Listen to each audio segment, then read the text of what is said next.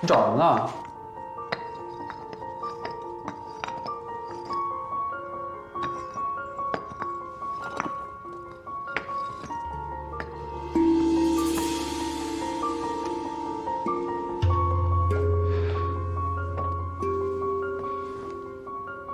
这是血啊！这就是范丽华杀害罗景言的凶器。是范丽华？他自己说的。啊？他说了，他看到音乐教室有光亮，就过去看看。不明白啊。然后他又说，他顺手抄起了一根木棍用来防身。可那个木棍不是在门边上吗？木棍是罗景言问赵建尊要的，因为他的桌子坏了，需要一根新的桌腿。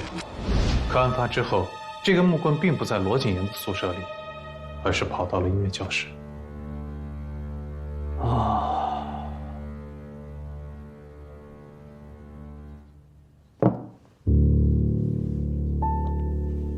我就知道，我瞒不过你们。罗景言是我杀的，是我一时糊涂做的傻事。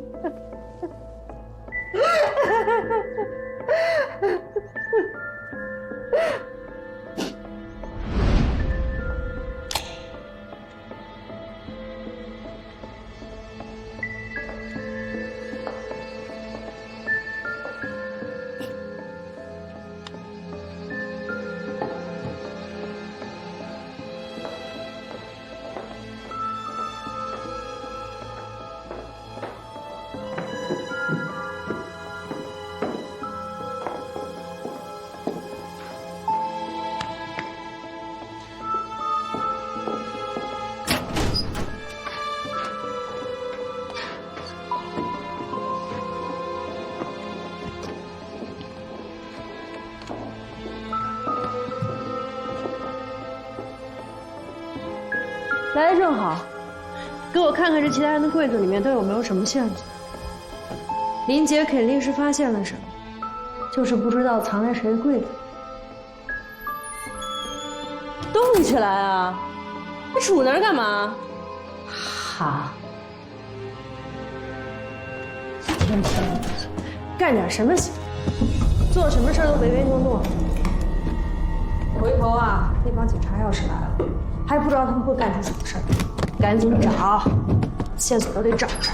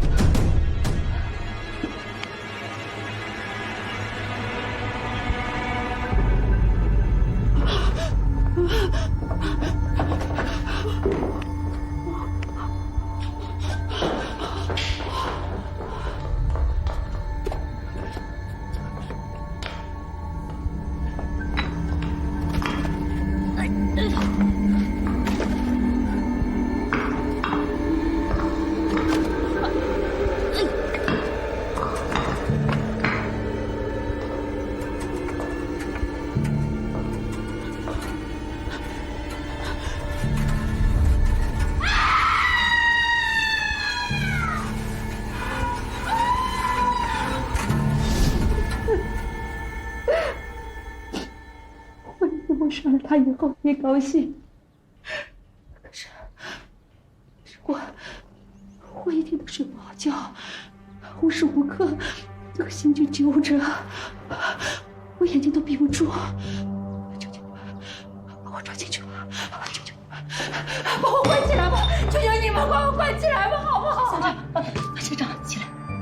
罗景言就是太强势了，什么事都想管，甚至死个人都想知道个所以然。那你为什么杀陆景言啊？我想，应该是为了他理想中的学校。这个学校都是我一手创办的。我办学的初衷，就是希望将这些姑娘都培养成知书达理、贤惠持家。你们知道吗？过去我们女校出来的孩子，无一个不被人家称为大家闺秀。可是你们现在看看，你们现在看看，罗锦来了以后，这里乌烟瘴气，这里全部是乌烟瘴气。他教的是什么东西？还有那个玲姐，说是教什么音乐，是教音乐吗？他往去教这些姑娘们在男人面前搔首弄姿，一点廉耻心都没有。范校长，您这么说就太偏激了。其实教育啊，你不要跟我谈什么是教育。我教书育人30年，我知道什么是教育。你看看现在这些女孩子，像女孩子的样子吗？7年前，那个女生自杀，一个堂堂青龙的女儿，却下嫁一个不知廉耻的人。你说这是谁造成的？谁造成的？罗锦言该死！我今天把他杀了！我真的不能让他去害这些姑娘们，你们知道吗？啊，你们知道吗？我今天不让他们害这些姑娘们。范校长，那这些女生算什么呀？难道她们只配相夫教子吗？我们不比男人差的，不比男人差的。何况打压女性的时代早就已经变了。您这么做，不是在教这些姑娘，你是在害她们呀，范校长！你醒醒吧，范校长！你说什么？就应该你醒醒！你知道吗？我所有的教育是这本2000年，我们的先人验证而来的。难道这些理论错了吗？啊，错了吗？错的不是这些理论，错的是你们这些不安分的人，知道吗？如果教育不能与时俱进，那和枷锁有什么区别？我看你不能接受的根本就不是心血，你不能接受的是自己已经被这个时代抛弃了。你表面上顺从、温润，其实就是一个躲在暗地里的魔鬼。我没错，我真的没错，错的是你们，是你们大家把这所学校给毁了。你，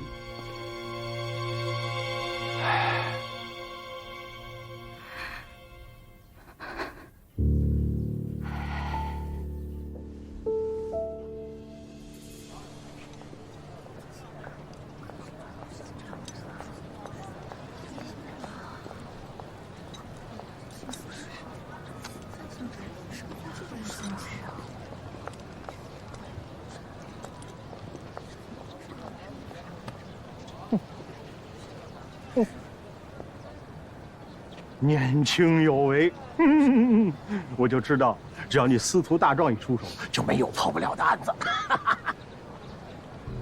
这当然了，这里头也有骆少爷的功劳啊。你刚才不是这么说的。骆少爷，你宅心仁厚。本来呀，我是说把2个人都抓回去，是谁不是谁，一打一问不就知道了吗？你可非要问出个证据来。哎，要不说，未来是你们年轻人的，年轻人的，那我就先回去了，跟局长汇报一下这个事儿，剩下的事儿你们处理好啊。走。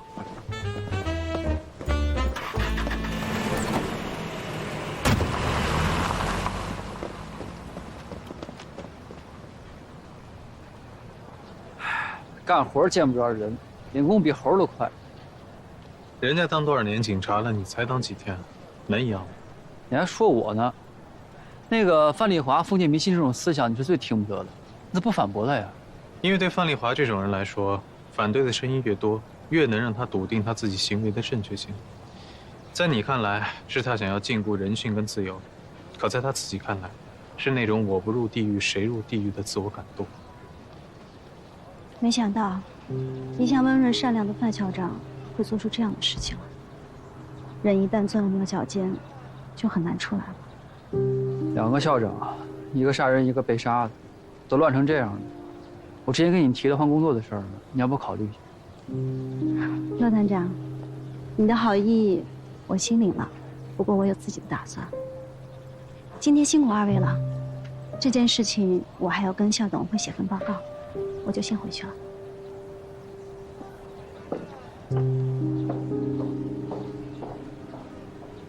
任敬轩对你这么好，你干嘛还跑这儿来自找没趣儿？你胡说什么呢？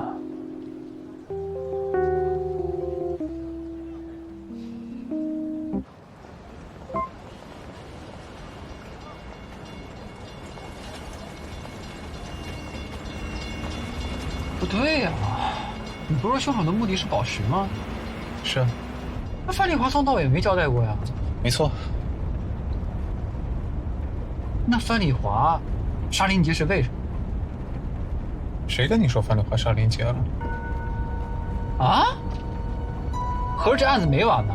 谁跟你说这样就完了？范丽华杀罗姐，但他没有杀林杰。那林杰谁杀的？还在查。你等我捋一捋啊。也就是说，罗锦言被杀和我没有找到凶手是没有关系的，对吗？嗯，准确的说，这是发生在一个地方的2起案子。太好了，就因为这事，我内疚都没睡好觉。那不早告诉我？你早也没来找我呀。你说不行啊？为了补偿我，你得陪我去个地儿。去哪儿？到了你就知道了。我不去，我要回家。放心吧，保证你去1次想2次。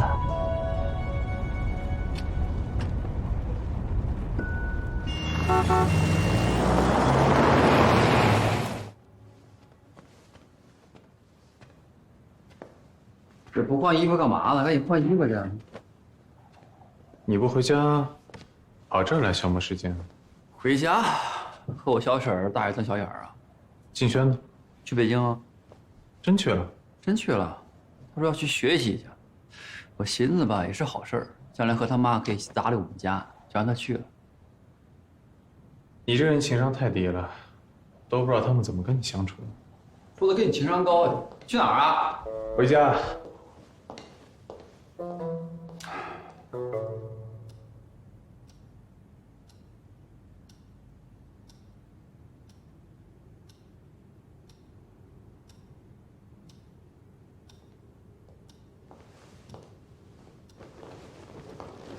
回来了。怎么不上去睡？您案子破了吗？还差一点。那你吃了没？吃了。嗯，那我去睡了。哎，以后你不用等我了，有情况我会告诉你的。以后？不是案子没破，你都在这儿陪师母吗？明天你有时间吗？这不是取决于你吗？你什么时候破案了？学校什么时候恢复上课？我什么时候回学校？那帮我画几张画吧。我是个音乐老师。我知道。你要画什么？几张人物肖像，我想让叶真真再确认一下那个送小提琴来的人。我认识一个师傅，画肖像特别厉害，明天我带你去找他。你真画不了啊？我不会。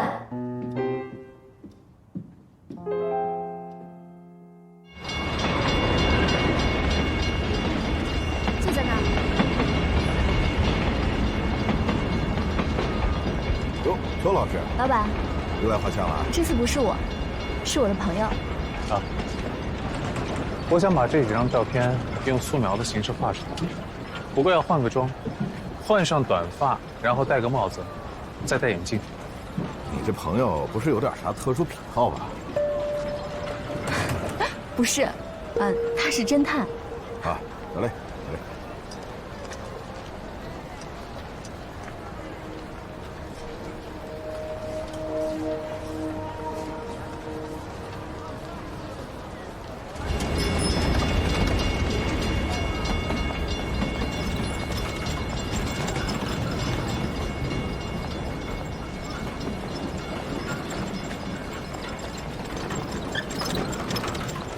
我们坐那儿吧。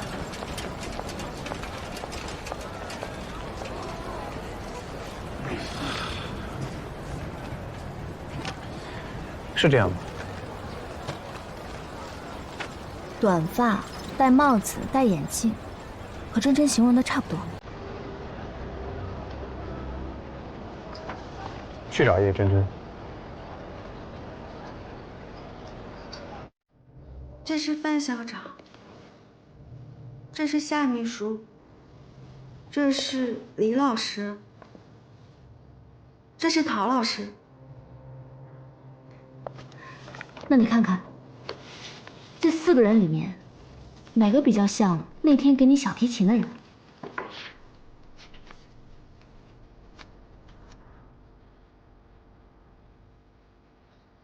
都不是。看着都像，又都不像。你有在奉天见过其中的人吗？奉天。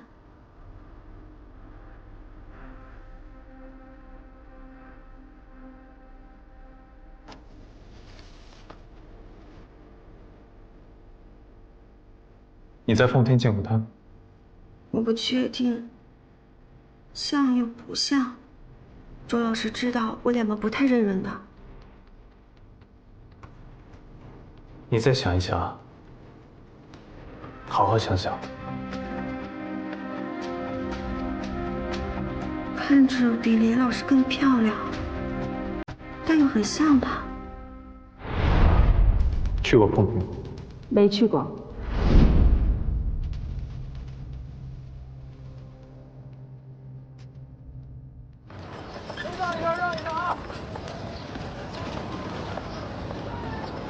司徒，是那边。好，你先回吧，我去趟报社。好。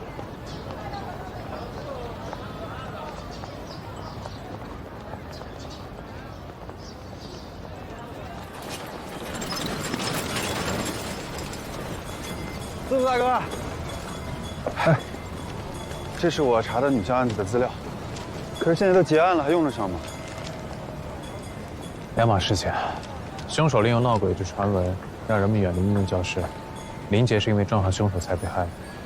不是说是校长嫉妒副校长而作案的吗2个案子。？2个案子。你再帮我查几个人。哎，女校这几个老师的背景。这个李佩，我调查过，因为他是重要嫌疑人嘛，所以我就查了一下。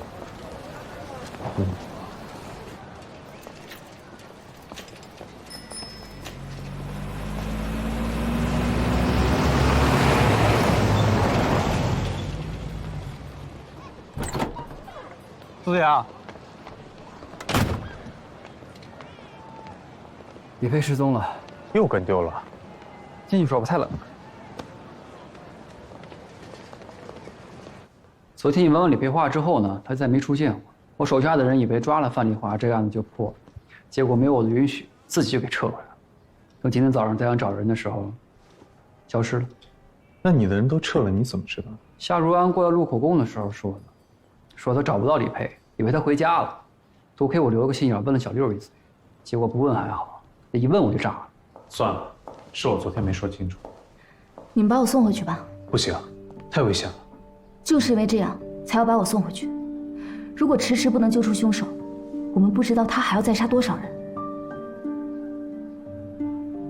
你已经猜到凶手是谁了？有点推测，所以不想让你回去冒险。翻译过来就是你还没有证据，所以才更应该把我送回去。不是，你们俩说什么呢？意思是你把静轩送走了，那就等着后悔吧你。一天不怼我就难受吗？我觉得我应该回去，这样才能把凶手引出来。你觉得呢？可以。如果他真的上钩了，你赶紧撤出来，剩下的交给我们。我懒得管你们俩说什么，接下来怎么办？回头再跟你解释，先找人手。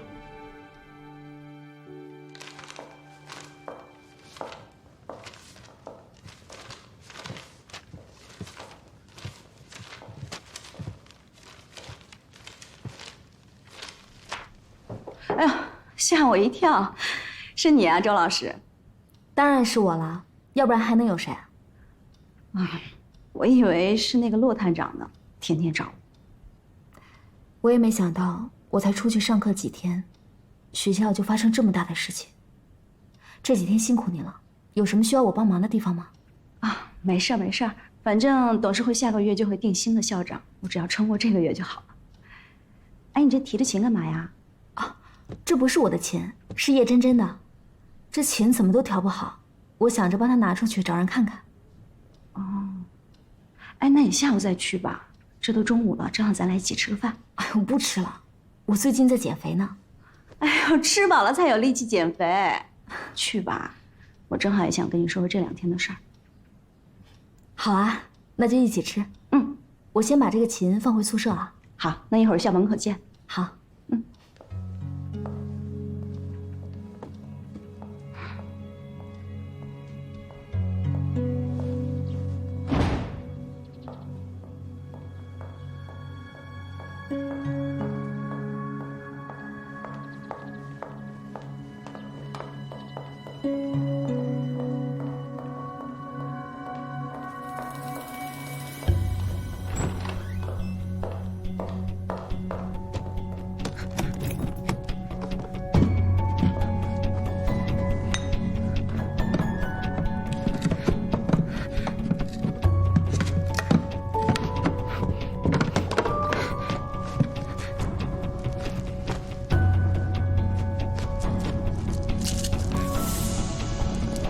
夏秘书，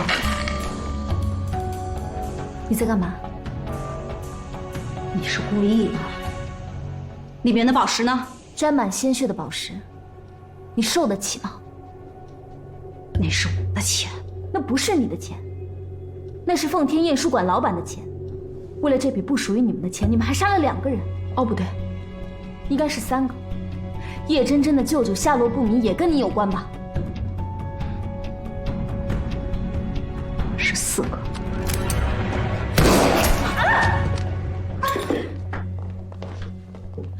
怎么不等我们到了再进来？还不是你太慢。为什么是你？你还记得他说过，他是为了照顾母亲才回来的吗？你也是今天的？嗯，对。啊，这个我查过了。夏秘书之前在奉天一个报社做校对工作，后来回来照顾母亲，想找一个离家近又安稳的工作，而且案发的时候跟我在一起。他每份工作都是带着目的的，完成目标之后，便以照顾母亲为由离开。这次来女校，就是为了这笔钱。夏如安工作的那家报社，确实是奉天印书馆出资的。这个夏如安，每过一段时间，他就会换一份工作。他的理由是要照顾自己生病的母亲。可是我问过他老家的邻居，他母亲很早就过世了。他之前还在什么地方工作过？在六合铁矿、库洛尼亚啤酒厂，还有中信银行。他做的呢都是秘书这一类的工作。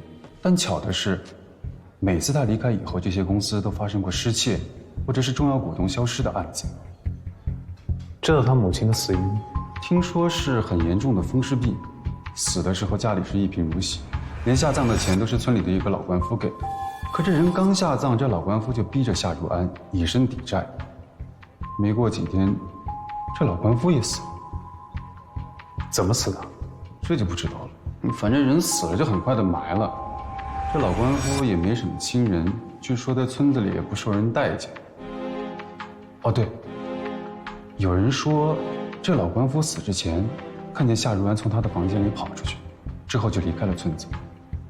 后来夏如安在丰田工作了，学习了一段时间，差不多有1年多吧。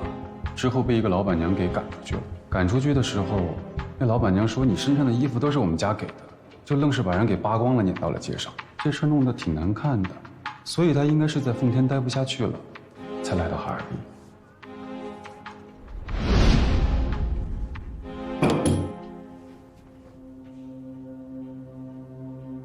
如果你需要钱的话，你可以过来骗我。我能给你的比这个多了。你为什么为这么点钱，要杀这么多人呢？这点钱，罗大山，你知道这点钱是多少钱吗？这是普通人家一辈子都花不完的钱。我凭自己的本事拿到了钱，那就是我的钱。你不也是凭着你爹才有钱的吗？不是靠他，你连警察都做不好，这些都不是你自己的本事，你根本就没有本事。你没有资格批评他，因为他从来都没有靠牺牲别人的方式来成全自己。不管是他最得意的时候，还是最失落的时候，他也从来没逃避过自己应该承担的责任。他对你很真诚，而你只把他当一件趁手的工具。我从来没有怀疑过你，我怀疑过所有人，唯独没有想过是你。是我的视察害死了陶之琳。不是，是陶之琳，她咎由自取。她看见我杀林姐了，那她为什么不说出来？不就是想借着这件事情来勒索我吗？啊！所以说，与其是说我杀死她的，不如说她是被自己的贪心给害死的。我们不需要完美的受害人，我们只需要惩戒施害者。在范丽华看来，他杀罗锦英也是正确的。你当时骂他的话，怎么就不能让你自己醒悟呢？你以为我不杀了他们，他们就会放过我吗？梁坤在放电的印书馆给他老板做了那么多年的助理，为了钱，他可是杀了他小钟10年的主子。你以为他能和我心平气和的分这笔钱？怎么骗的钱？怎么利用叶真真的舅舅把这笔钱从奉天运出来？那都是我的主意，是他钱财急于我才动手的。狗咬狗的事情就不用在这里说了，他是杀人犯，你也是。不是的，都不是，我是唯一的，我是唯一的。我求求你们，我求求你们，求求你们，能再给我一次机会吗？求求你们，能再给我一次机会吗？求求你们。好了。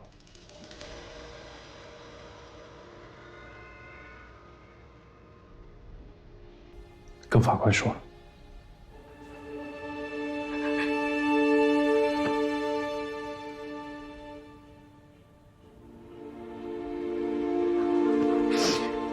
好。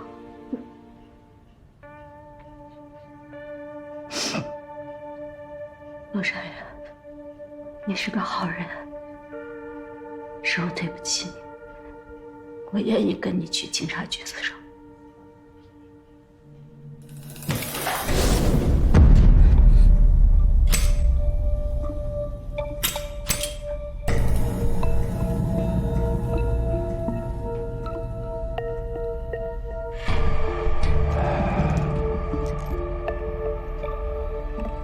我刚才卸掉了所有的子弹。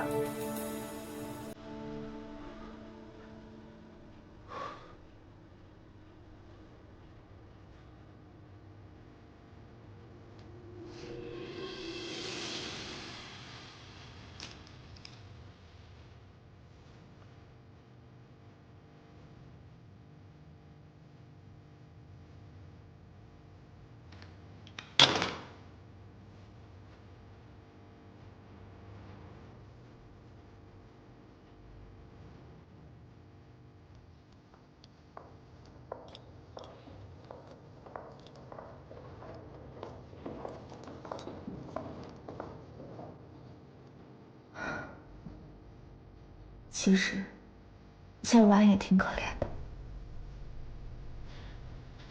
他只是用一些悲惨的过去来掩盖自己的残忍，因为自己的不幸，他带给了更多人不幸。印书馆老板的儿子失去了父亲，叶真真失去了舅舅，林姐家里失去了女儿，太多人。那李佩呢？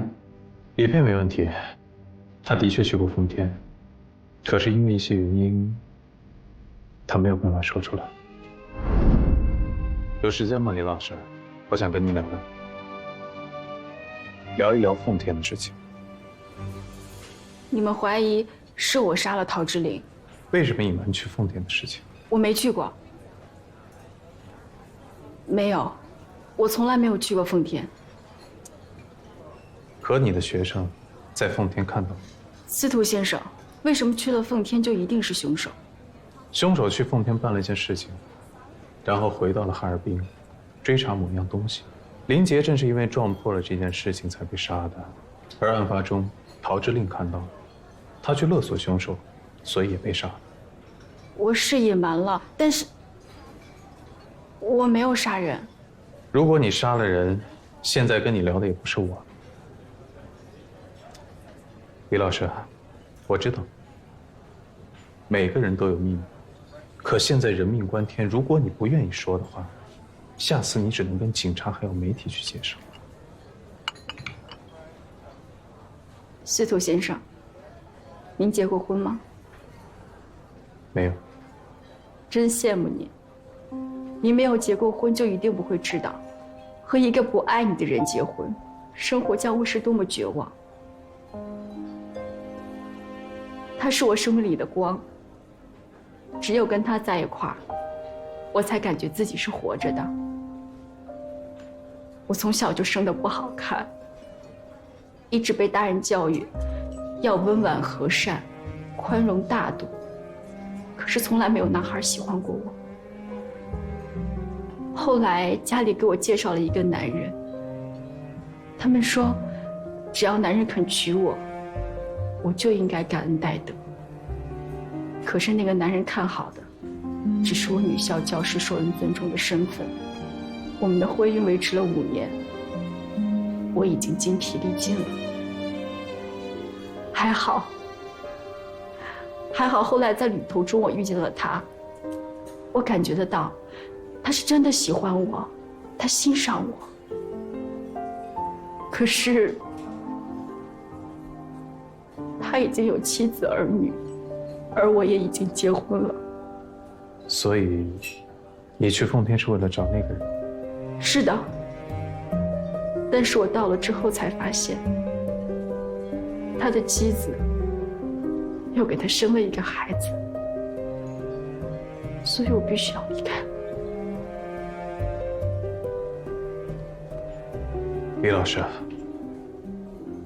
我尊重你，这件事情我替你保密。不过还有一句话我想要送给你：只有你自己，才是你生命里的光。那借钱也不是什么丢人的事儿，他怎么不说出来？什么叫隐私？你懂吗？这叫隐私啊！不过话说回来，李老师人真的很好，他对学生们很好，对我们也很好。是你安排他逃走的吧？啊，是我让金启明安排他出去躲一阵，免得凶手对他不利。你怎么不和我说呀？不是什么大事。那我明白了，你肯定觉得我一定查不出来，对吧？我就不应该当这个警察。我真没想到，在探案这件事情上，你居然会跟我较真。我也没在动手这件事情上跟你较真吧？别人拿枪指着我的时候，我还不得指望你呢？骆少爷，你相信我，你在查案这件事情上，绝对比司徒更有天赋。什么天赋啊？你可以从众多嫌疑人中，精准地爱上凶手。钟婉，我刚才救了你一命吧？开玩笑的。我刚才跟夏如安说的是真心话，你也没有必要因为别人而否定自己。没有我呢，你是破不了案，可是没有我，你当什么警察呢？你现在应该是哈尔滨冉冉升起的一个商业大亨。你可真会打一巴掌给个甜枣啊！哎呦，各位，这案子是破了吗？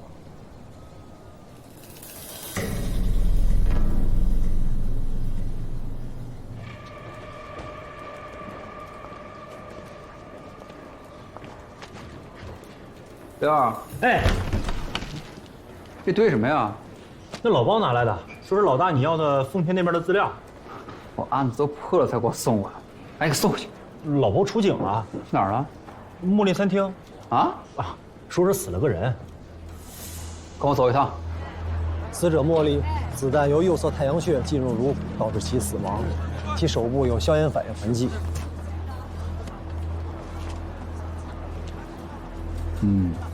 确实符合自杀特征。结合何万年的口供，这个茉莉应该是在12点半到1点之间开枪自杀的。茉莉，怎么不能啊？这就是我茉莉餐厅的特色，你上别的地儿还吃不到呢。你也试试呗。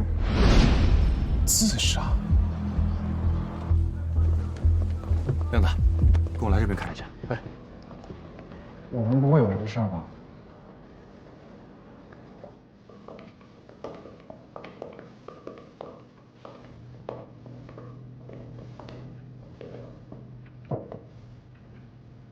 这儿本来就是这样的嘛。现场没人动过吗？应该没有啊。你问问。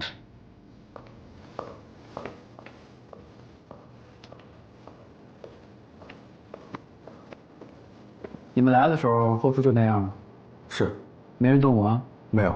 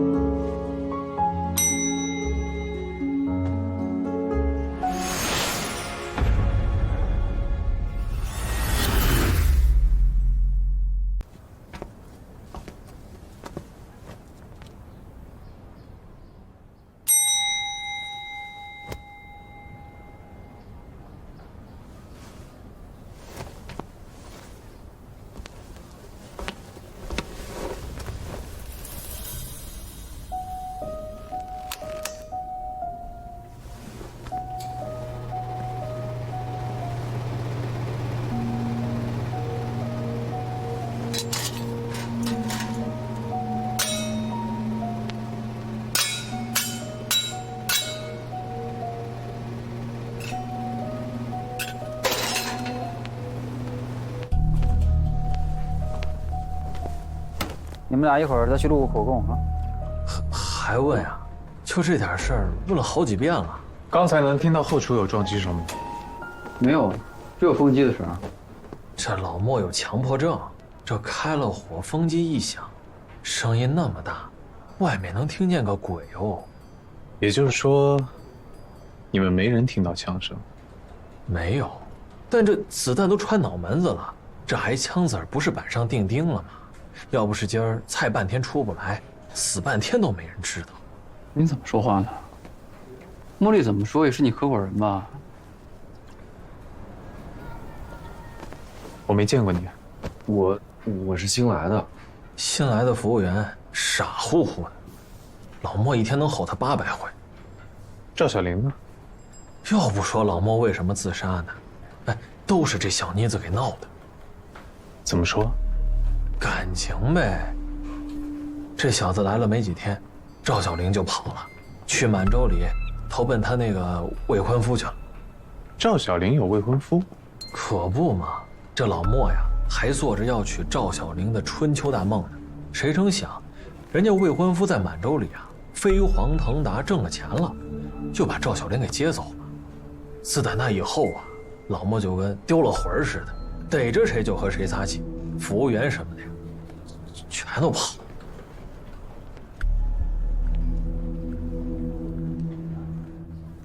今天都有谁在店里用餐了？最近老莫情绪不稳定，来的基本上都是些熟客。最早是司徒先生和您的朋友，然后是程湘军，卖药的，这个月刚来的哈尔滨，然后银行的于老板，于大任，哎，对，于大任，12点半就走了。12点半的时候，老莫还给出了一道菜呢，一碗炸酱意面，是个新客人点的，叫什么不知道，说是程湘军给他推荐的这道菜。哎，说来也巧啊，这俩人前后脚没碰上面。再然后是住司徒先生隔壁的贺大爷，就点了一点点菜，这半天不给上，催了2次了。这呆子才想到去后厨看一下，这一看，现在就剩我们俩人了，傻乎乎的。那也是因为他们点的菜都差不多。这营业额呀，是一天不如一天了，还不如拆伙算了。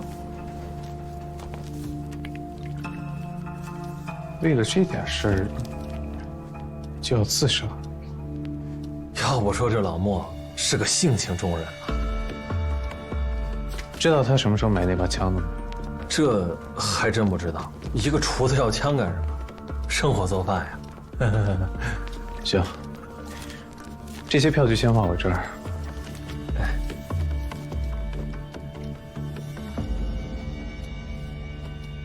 哎，二位，您看就看，这怎么还贴上封条了呢？你要干嘛？开门营业呀！我这餐厅啊，租金可不老少。哎，您二位看完了，我给拾掇，还总归能开门吧？你还会做饭？哎呦，多新鲜呀！我不会做饭，我开什么餐厅啊？我告诉你们，我的手艺可比老莫好多了。他呀，就是太霸道，嫌我这儿，嫌我那儿，嫌我喝酒颠勺不稳，才把我赶到这前台来管账来。行，这个案子我没说结案之前，谁也不准动。这个房租嘛，看你表现。那我好好表现，好好表现。先回答我，哎，案发的时候干嘛呢？天地良心啊，这您要是怀疑谁去了后厨把老莫给干了，那您就多想了。中午那会儿，司徒先生不也在这儿吗？谁能有那机会啊？夏日安工作的那家报社，确实是奉天印书馆出资的。这个夏日安，每过一段时间他就会换一份工作，他的理由是要照顾自己生病的母亲。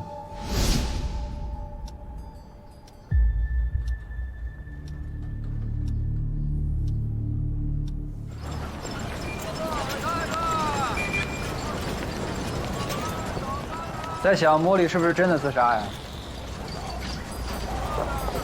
何万年虽然是个醉鬼，但他这次陈述的听起来没什么问题。可茉莉真的不像一个会自杀的人。来日时间不长，跟他接触过。有件事情，两位警官，那位女客人没从正门离开。什么叫没从正门离开？她好像跟何老板很熟，经常从后门走。长什么样？我见过。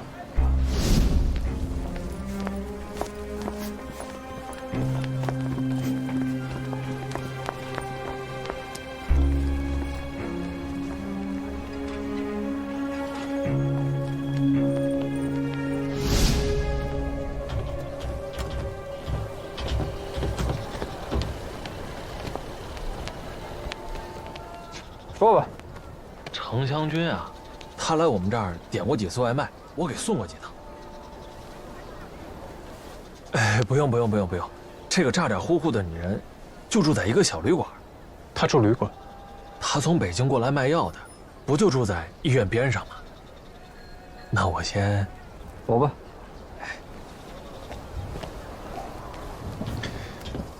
咱们看看去。你和金喜明去吧，或者周木兰。我有事儿。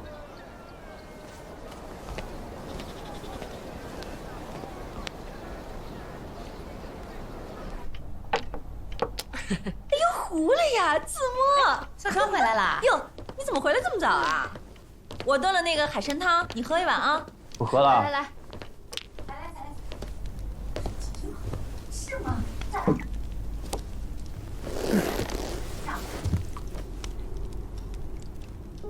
你不也是凭着你爹才有钱的吗？不是靠他，你连警察都做不好。这些都不是你自己的本事，你根本就没有本事。你没有资格批评他，因为他从来都没有靠牺牲别人的方式来成全自己。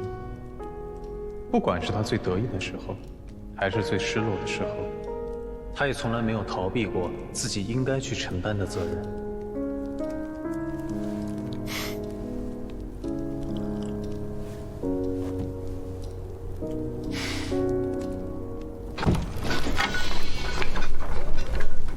哟，住店呢？啊，我找人。哦。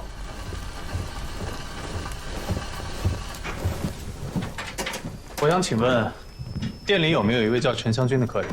不在。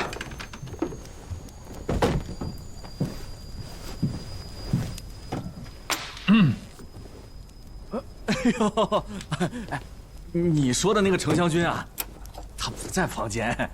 去医院了？还去什么医院呢？他成天就是和医院的人吃喝玩乐。这会儿啊，估计又听什么大戏去了。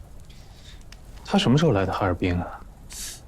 这我不知道，反正啊，他在我这儿住了有大半周了。人家不光听外国人唱曲儿，他时不时的自己在这儿也哼哼两句。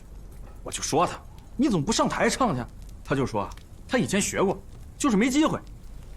看来你跟这个陈小姐关系处得不错呀。哎呦，不错什么呀？你是不知道啊，这女人事儿多得很啊。我给她收拾房子，嫌我动的东西了；我不给她收拾房子吧，她更不满意。她嫌她花了钱没享受。哎呀，我这小本生意，我能收她几个钱儿啊？要想舒服，去马甸儿啊。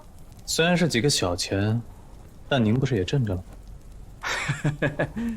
这要不再挣几个钱儿，那我图什么呀？哎呀，伺候吧，还能咋办？这主啊，他又不差钱儿，偏偏在我这儿抠抠搜搜的。哦，怎么就不差钱了？一瞧就有啊！他成天把自个儿打扮的跟那鹦鹉似的，那谁看都不知道他有钱儿。咱们老百姓都是攒点钱去茶园听摇曲儿，是吧？人家姑奶奶听的那是洋人的玩意儿，那洋人能给他唱曲儿，那能差了他钱吗？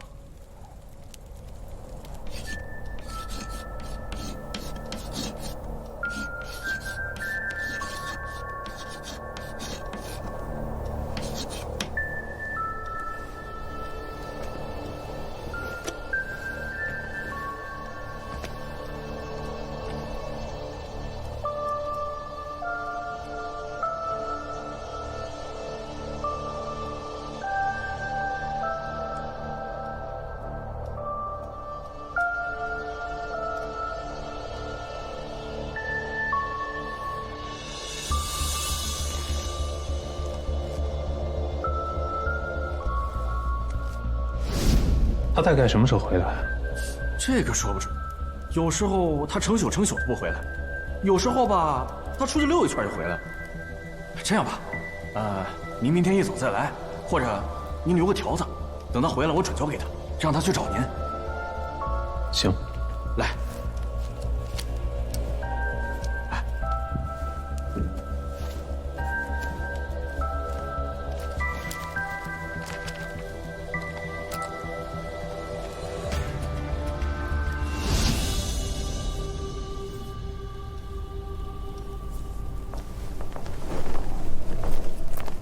莫婉，那么大的雪你还跑过来，当心冻坏了啊！沈姨，我有急事要找司徒言。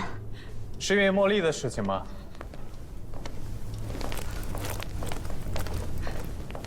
我刚才路过茉莉餐厅，茉莉真的是自杀。警方已经下定论了。你也觉得茉莉不是自杀吧？你为什么不信？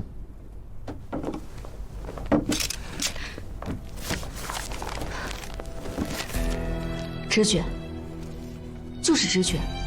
除非这个世界不允许美食的存在，否则茉莉绝对不会自杀。一个可以发明炸酱意面、豆汁土豆泥的人，怎么可能自杀呢？目前还没有发现任何谋杀的线索。那自杀的理由呢？感情。感情？茉莉是单身啊。因为赵小林，她的未婚夫把她接到满洲里之后，茉莉就一直郁郁寡欢的，餐厅的营业额日渐下降，连做菜水准都变了。何万年告诉你的？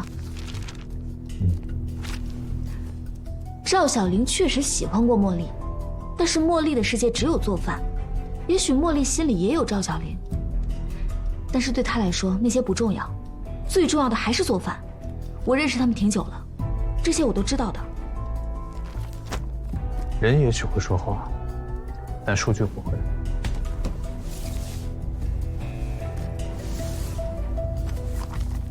赵小玲走以后，茉莉餐厅的营业额就逐渐下降，可见她对茉莉来说还是十分重要的。而且，她跟她那个未婚夫也并非良配。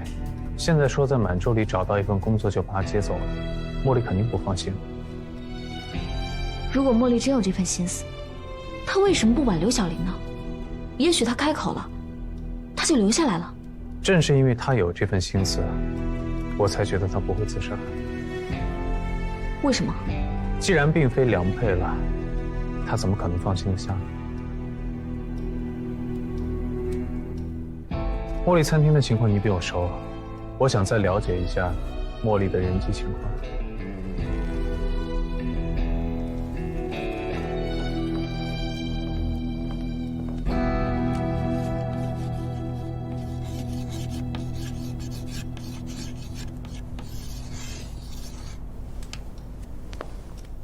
何万年，茉莉的合伙人，早年间也是个厨子，后来因为酗酒无度，茉莉就不再让他进入后厨。他们俩还吵过几次架，差点动手。前2个月，何万年甚至挪用了餐厅的公款抽大烟，被茉莉发现以后，他直接报了警，把何万年给抓了起来。那件事情以后，何万年才消停下来。程香君我不认识。于大任，于大任，于大任不是中纪银行的老板，沈华堂的继父吗？所以我想让你碰一碰这个沈华堂，然后侧面打听一下这个于大任。其实，你可以直接让骆少川去找于大任，让他先休息一段时间吧。他怎么了？他好像对夏如安说他的那段话特别在意。那怎么办？去劝劝他。不用，他是我见过最乐观的人，比茉莉还乐观100倍。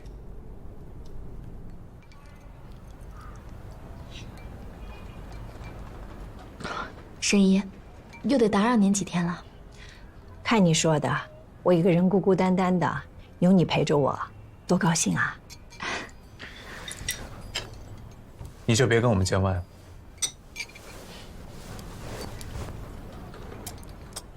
不见外也可以，司徒，我觉得你应该给莫婉一个合适的身份。不是，您误会了。最近是因为茉莉的案子，所以我想跟司徒捋一捋。您就当他是我侦探社刚雇的助理吧。助理？我当年就是你老师的助理。快吃吧，一会儿凉了啊。女小安都结了，你怎么还在这儿？你要常住啊？我是他新聘请的助理。我是老板，我怎么不知道？你有钱烧的呀？不是你让我找周末晚的吗？你这么着急干嘛呀？啊，莫莉自杀的原因找到了，他误杀了李承言。李承言，老大，别过，老大，这个李承言啊，就是昨天在茉莉餐厅吃饭的新客人。他点了一份炸酱意面，又开了一瓶格瓦斯，吃到一半觉得不舒服就回去了。今天早上被服务员发现死在房间里面，就立刻报警。方医生鉴定过，死于砷中毒。砷中毒，老鼠药。我们在现场李承言的笔记本里面发现了茉莉餐厅的地址，上面还特别标注了特色是炸酱意面。炸酱意面，应该是程湘军推荐给李承言的。我们及时封锁了茉莉餐厅，所以现场保存得很完整。在检验中呢，在炸酱意面里面发现了砷，所以我们立刻采集了厨房里面的调料罐，最后在盐罐子里面发现了被碾碎的老鼠药。根据现场分析，很有可能是莫莉误将老鼠药当成了盐，等他发现自己犯下严重错误的时候，为时已晚，所以以死谢罪。现在证据链完整，宝宝一起让我们结案。难道真的因为赵小玲的离开，导致茉莉魂不守舍，才犯了这么大的错误？不可能。我知道你也不愿意相信，绝对不可能。第一，炸酱面并不需要放盐。我觉得奇怪的是，老鼠药怎么可能出现在盐罐子？所以，还有第二。你们俩真是一样人，厨房里的抹布全是白色，一个刷锅，一个刷碗，一个擦灶台，哪个摆哪清清楚楚。有一回我就给弄错了，我寻思着这全是白色，看不见吧，结果老板就跟个气罐似的，砰一下就炸了，揪着我熏了整整1个下午。这个茉莉是跟我一样的人，平时连厨房里的抹布都能分得一清二楚，她怎么可能把老鼠药放进盐罐子里？所以那个把老鼠药放进盐罐子里的人，应该就是凶手。这是一起不折不扣的谋杀案。我和老包争取点时间，距离最近查的严，抓紧时间破案。我需要重新确定昨天的客人。那我一会儿去找沈华堂。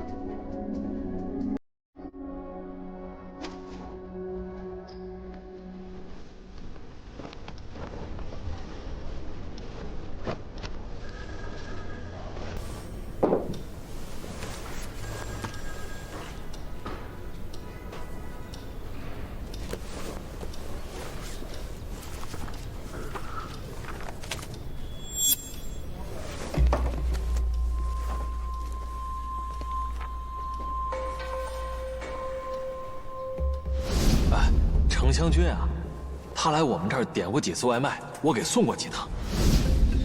他什么时候来的哈尔滨啊？这我不知道，反正啊，他在我这儿住了有大半周了。10天前。司徒大哥，哎，怎么了，司徒大哥？帮我查2个人，是和茉莉餐厅有关的。茉莉是不是自杀的？还在查呢。行，您说。一个叫李承言，应该是做酒馆生意的，从北京来的。我想知道他具体在做什么事情，在哪儿做事儿。还有一个叫陈湘军，也是从北京来的，医药销售。我想知道他具体在哪儿工作，什么时候来的哈尔滨，越详细越好。好，我尽快。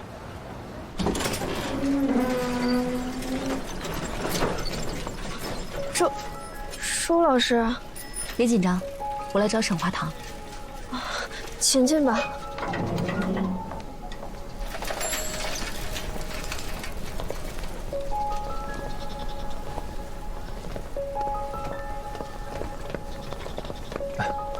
司徒先生，听说警方已经找到老莫自杀的原因了，那是不是可以结案了？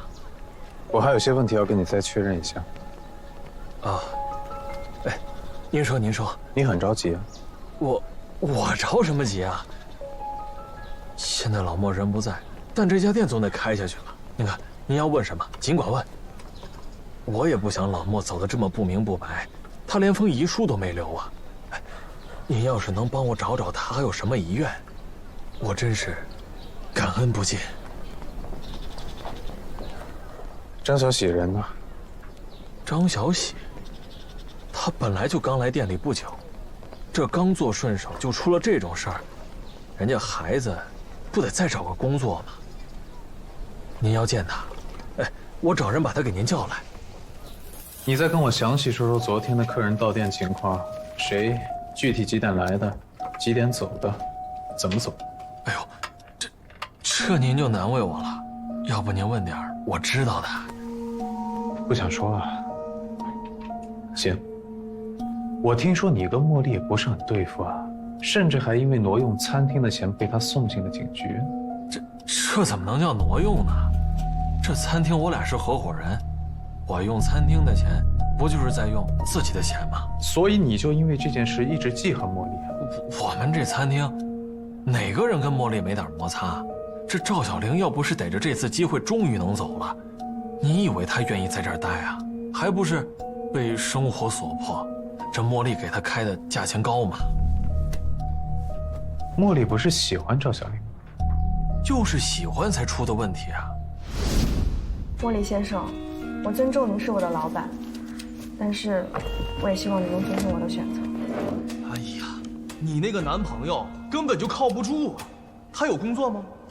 多大的人了，还要靠女人养活？他就是在骗你，骗你的感情，骗你的钱。不想再跟你讨论这个话题。你听听，这话谁听了能高兴？人家小姑娘一头扎进感情堆里，那就是情人眼里出西施。你越说人家不是，这小姑娘就越叛逆。茉莉也只是个单身男人，他哪懂这么多呀？只是热心肠而已。你呢？怎么老婆孩子都不在身边？司徒先生，我知道你觉得我和老莫不对付，但我老婆孩子出事那年，还是茉莉救了我。我何万年绝对做不出那种忘恩负义的事情。就算这张小喜成天被骂得跟个孙子似的，我们也不至于杀人啊，司徒先生。你要是真查出老莫是被人害的，以后来我这儿吃饭，我这辈子都不收你钱。赵小玲男朋友多大了？得快30了。这得亏是碰到了小玲这么个性子单纯的好姑娘，不然要啥没有，谁稀得理她？一直没有工作啊？那怎么忽然说要去满洲里啊？我们也劝她了，说等她男朋友在满洲里干得有起色了再过去，不听，这非得去。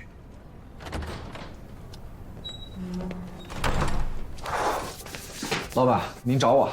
对，司徒先生找你问点事儿。司徒先生，我去给赵小玲发封电报，千万别出什么事儿了。你们聊。来。司徒先生，昨天确实就你们几个客人。记得是几点进店的吗？记得住。莫老板对上菜时间是有要求的，下了单之后10分钟之内就得把菜端到客人桌上，如果有预定的话，5分钟之内就得齐活。我之前不看时间，老忘了谁先来谁后来，遇到一样的菜老弄错，被莫老板骂了好几回了。昨天到的第一个客人是11点钟到的店。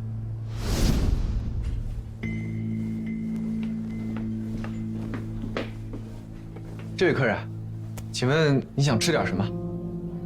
先来杯水就行，我等人。好嘞，您稍等。他什么时候离开的？我还真没注意他是什么时候离开的，好像是12点20到12点半之间吧。什么意思啊？我是12点20的时候进门，好像看见他朝厕所的方向走过去了，一直到12点半我去端面都没看到他人，肯定是已经走了。你没亲眼看到他离开啊？没看见。现在想来，可能是从后门走，可是走后门要经过厨房，孟老板一般是不会让人进他厨房的。这个人不会就是杀害孟老板的凶手吧？那之后进来的人呢？然后就是您和您的朋友进来谈事情，差不多12点0几分就走了。再之后就是我跟您提过的女客人，在门口等着何老板给她打包，两个人看上去还挺熟的。这附近呀，大大小小10几家，我都尝了，就你们家最合我胃口。这口下去啊，就跟到了皇城根儿似的。我可是跟朋友们都推荐你们家了啊。怎么着，你不送我俩菜呀？行啊，下次您再来，我让老莫给您做压箱底儿的豆汁土豆泥，不收钱。你们可别跟我开玩笑啊，我可不喝那东西，那是穷人家沤豆子。啊！哎呦，对不起，我给你买点药。您别管，我自己啊就是卖药的，小事儿。我还从这儿走了啊。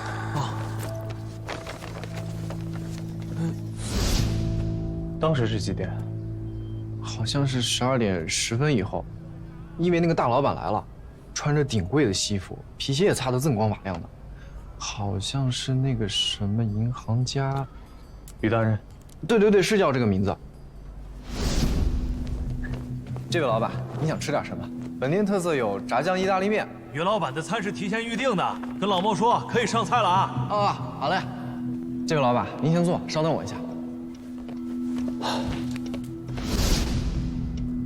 茉莉不喜欢别人进她后厨，为什么她能从后门走？她硬要走，好像后门离她家近，确实是近嘛，她就嘻嘻哈哈的应付过去了。莫老板也不好说什么，毕竟是客人嘛。那个时候我正在给于老板上菜，就听他叫叫嚷嚷的，应该是从后门出去了。这个于大人最近总是来吃，说莫老板做的饭在其他地方吃不到。我刚端上来没一会儿功夫，他就吃完了，大概是12点25，或者多一点。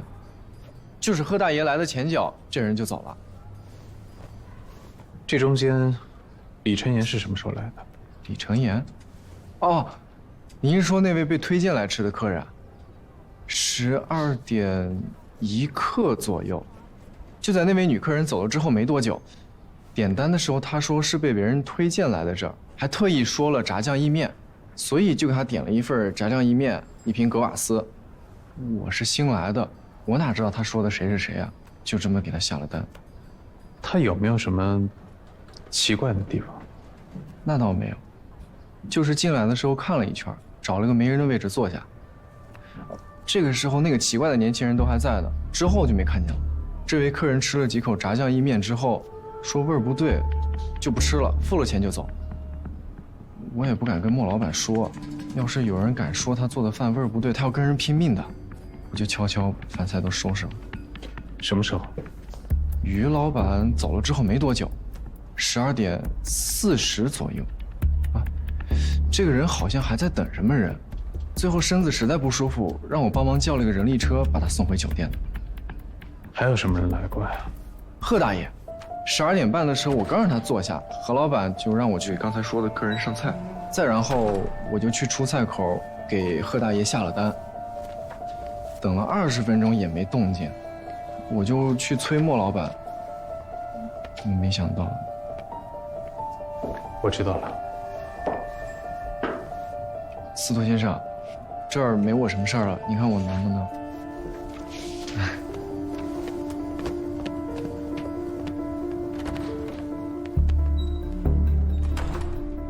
把包子搞定了。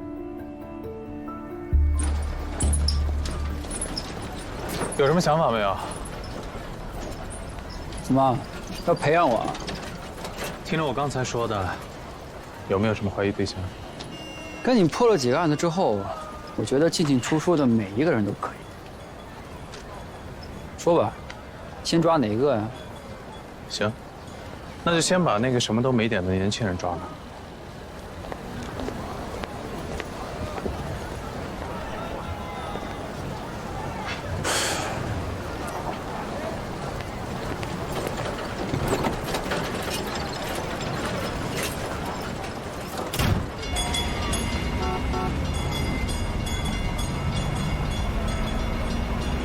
如果是年轻人杀的茉莉，那动机是什么？抓回来问问就知道了。抓回来问？你怎么跟老包一样？现在啊，抓回来问问，再上个刑。那你怎么看？我怎么看？关键是你怎么看？不是，再说了，哈尔滨10几万年轻人，我上哪抓人去？不急，等有时间，我给你换个。有这本事呢？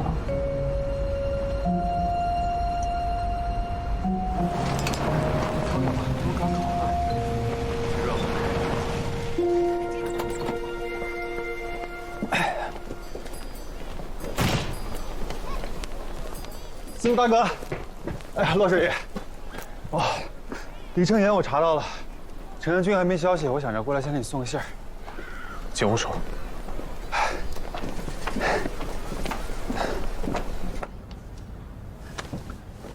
这个李成岩是倒腾酒的，在北京开了个酒吧，但是他蹲过3年监狱。罪名呢？诈骗。他这个酒吧是出来以后才开的，但是生意一般，所以才想着来哈尔滨当啤酒的代理权。他跟什么人有过过节或者冲突吗？那可能就多了吧。他有前科，平时都跟一些流氓混在一起，人很猖狂，还爱打架，肯定没少结梁子吧。这种案子我见多了，他们想办人，直接大片刀就抡上去了，根本没有这种借刀杀人然后再灭口的脑子。我爸走了以后，于大任就接替了哈尔滨商会的会长。对，我们报纸还采访过他。这个于大任和骆老爷一样。哎，打住啊！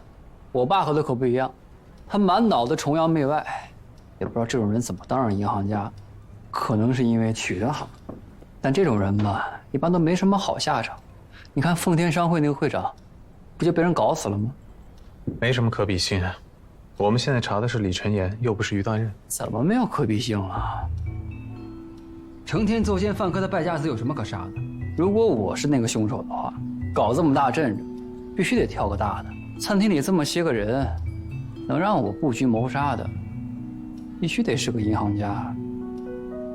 等一下，怎么了？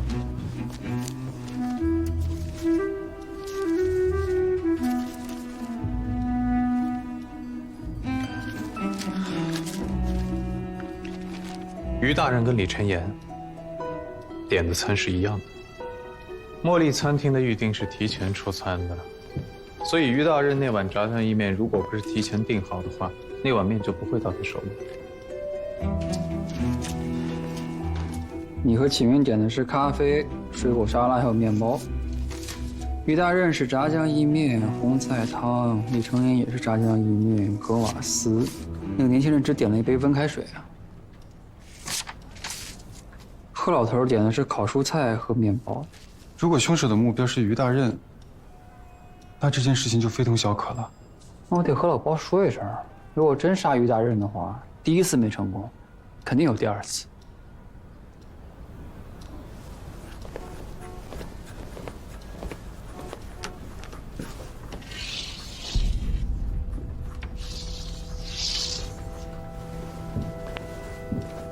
陈湘军那儿有什么消息吗？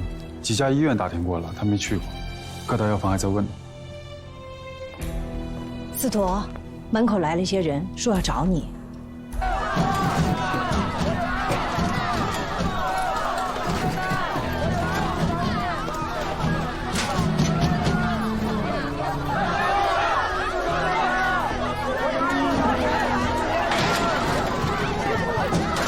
人挺多，生意不错，可以开分店了。什么情况？我想起来了，我写女校那个案子今天见报了。那你这广告打得不错，等我投一个报社，让你当副社长。从后面走。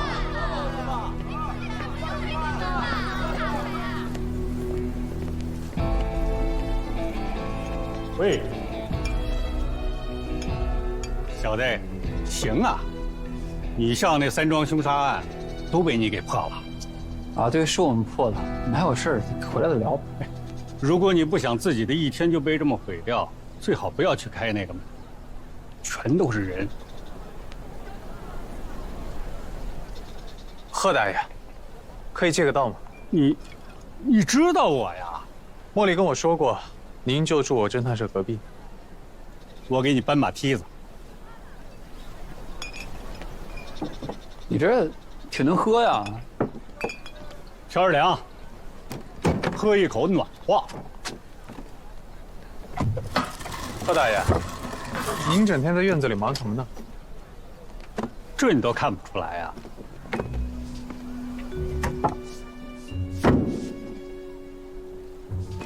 小子，行啊，你是个侦探，算是吧。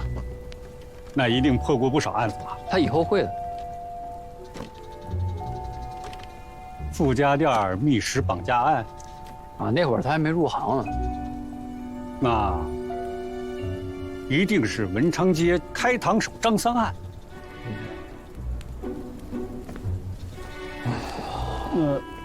难道是道外夺魂？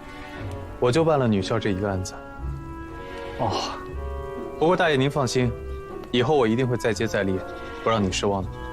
不错，像你大爷年轻的时候。你看，你大爷还是你大爷。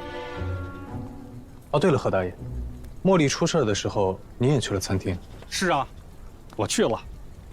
可是，我的菜还没上，茉莉就死了。那有发现什么异常吗？那当然有了。什么异常？那天呀，我就想吃口京酱牛排，结果没了，我就点了点面包烤菜。嘿，结果面包烤菜也没上。你合着耽误您吃了呀？您放心，茉莉的案子，我一定会找到凶手的。我知道你家管菜不错，我们去那边。哎，哎，好家伙，原来你是个侦探啊！啊，那这个程湘军是不是出什么事儿了呀？啊，杀人了？没有，不过我有话要问他。他回来了？没有。那方便带我们看一下他的房间吗？啊，可以。来，里边请。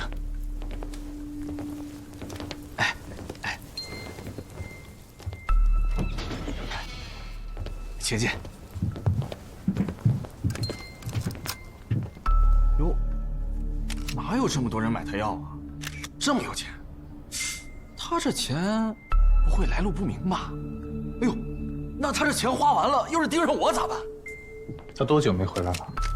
哦，从昨天早上出去到现在就没再出现过。什么时候住进来的？大概是大概是12号。一来哈尔滨就住你这儿？啊，这我就不清楚了。这时间上不会有什么问题吧？知道他去过哪家医院吗？不知道。查一下，看看他有没有在别的旅馆入住过。范围的话，优先选择大医院附近。甭跟我说那么多没用的，你就说你手上有证据没有？有没有？水单不是证据啊。水单算个毛证据啊！哎，那我今天早上还跟局长一块儿去吃饺子呢，那杀他还是杀我呀？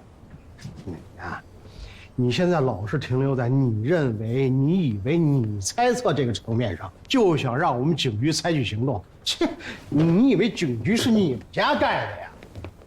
这警局难道不是我们家盖的吗？哎呀，就算是你们家盖的，那也不行啊！到月底，局长会催着我要结案率的。